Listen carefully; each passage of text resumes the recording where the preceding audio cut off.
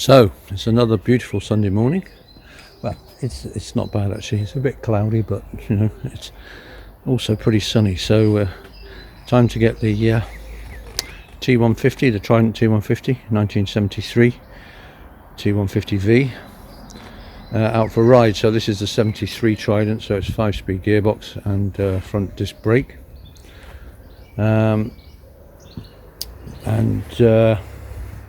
So this will be the first ride on it since the winter.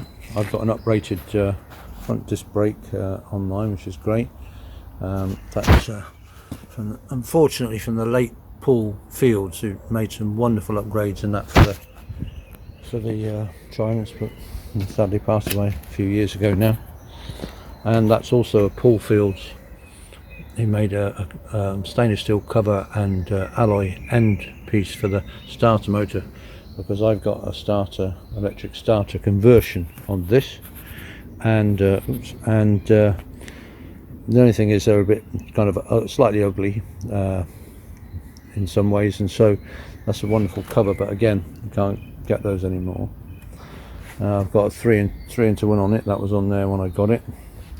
Got an 18-inch back wheel, slightly smaller than 19-inch, but the advantage of the 18-inch means that you can put a fatter back tyre on, and I always think they look just that looks more apart. As ever, lots of parts chromed and stainless steel everywhere, but the main thing is an electric start conversion. 3-into-1. Got the disc brake on it, uprated electric slightly as ever, so LED lights and a power, what do they call it, power box thing, so combined regulator and rectifier. As with all my bikes, it's got an inline oil filter, put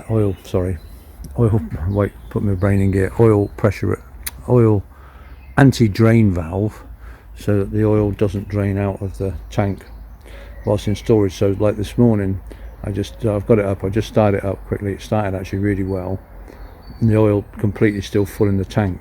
Now most Tridents are that, if you leave them for any length of time, particularly over winter, all that oil will have gone into the crankcases, and then you either have to drain it out, or the problem being that if all the oil comes out of the tank, then when you start it, there's no oil being pumped into the main bearings, because it's all ironically sitting in the bottom of the engine. That means there's no pressure. But anyway, it's very controversial, I know, and but that's what I fit them, and I've never had a problem, and it's got, so there we go. That's all I can say. Right, okay, coke. So I think we're all about ready. All I've done is I've just reduced the pressure in the tyres because they were overinflated to stand over the winter. Let's quickly start it up, check everything's okay, and that's it. And then we're off for its first ride of the year. It sounds so sweet, this bike, it really does. It's got an amazing, I don't know why it sounds different as the exhaust, I suppose. Very different to the T160. It sort of whizzes rather than rah rah. It's a real whiz, if that makes sense. It's a very satisfying kind of sound. Anyway, right, let's get going. Yeah, sorry, before we go, this is the American export, obviously, so it hasn't got the bread bin tank, and the slightly longer seat, which mates up with a slightly smaller tank. I love it. I mean, bread bin tanks I used to hate. I mean, these days they're getting more back into vogue. People sort of embracing the bread bin tank, but I'm always for classic styling. I'm just a bit of a sucker for that. I've always loved the American spec Bonvilles and so on. So I'm happy. Okay, of course we have the brake and the gear lever on the other side. So this is my only bike now that's actually got left hand brake and right hand gears, because all the others are 75 onwards and they're all the other way around. So I do actually have to think now and again, which side, because all the others are on the other side. But it's a lovely bike. So okay, let's get going.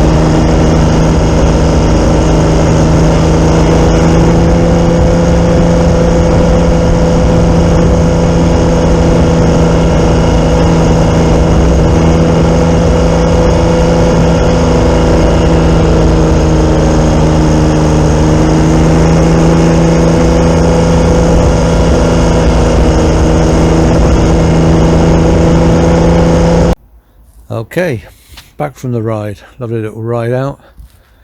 Not too sunny. Of course it's sunny when we get back. I think it's actually a lot sunnier here in Sheffield than out in Derbyshire, that's why. But yeah, a lovely little ride. Bike going very well. Just one very slight problem. I got just a drip of oil from underneath the engine. I'll have to investigate that. I think it's either, well, hopefully it's just one of the oil pipes. Just needs tightening up where it goes, where it joins onto the oil feed into the engine, or it could be just sort of oil dripping out the back of the sort of clutch gearbox area. It does that sometimes when it gets very hot. The grease liquefies, or it could be from the sump plate. I'll have a look. What I'll have to do is I'll take the exhaust off, but that's actually very easy. It's literally one bolt there, and then take the headers off, and it comes off really quick. So I'll have a look under there. But it's just a little drip of oil, just a tiny drip. It's just a bit annoying. But you know, apart from that, all good.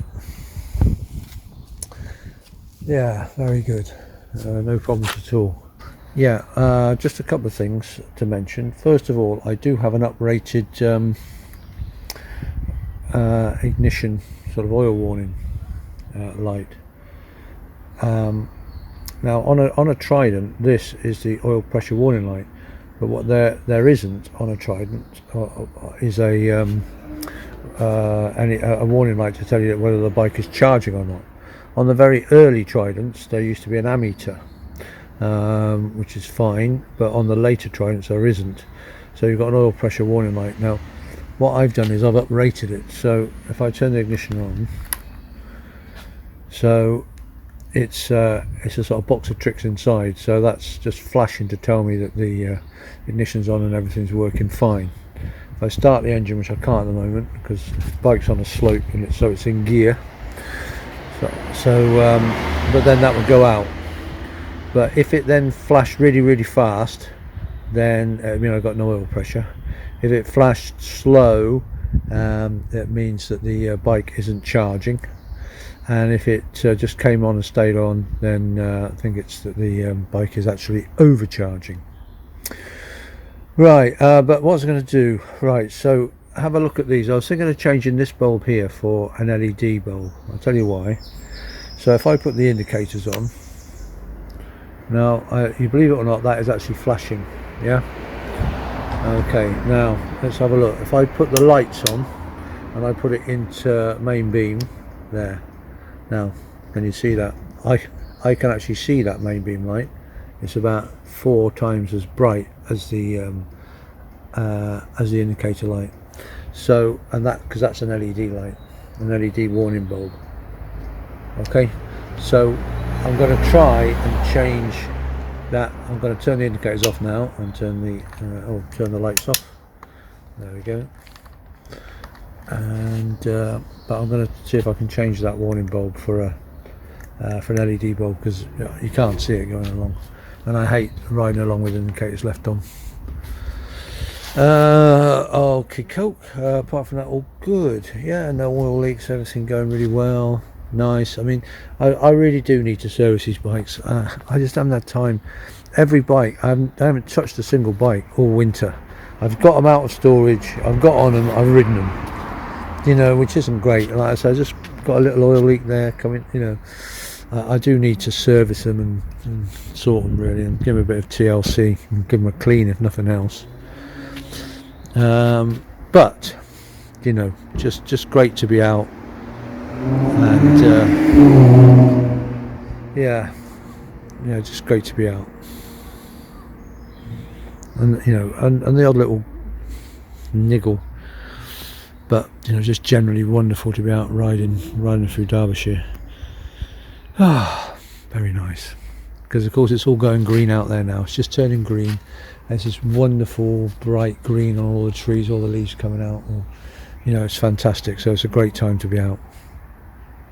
Right, there we go. We get the bike back in for now.